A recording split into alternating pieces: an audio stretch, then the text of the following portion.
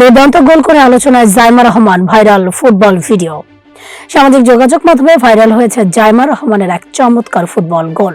বা পায়ের দুর্দান্ত শটে গোল করে তিনি এখন নেটিজেনদের প্রশংসায় ভাসছেন।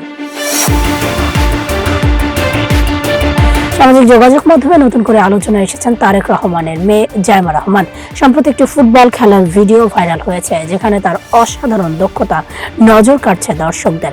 ভিডিওতে দেখা যায় মাঠের ডি বক্সের কাছাকাছি অবস্থানে থাকা এক নারী ফুটবলারের কাছ থেকে বল পান জাইমা রহমান। এরপর দ্রুত নিয়ন্ত্রণ নিয়ে চমৎকার পাস আদান প্রদানের মাধ্যমে সামনে এগিয়ে যান তিনি।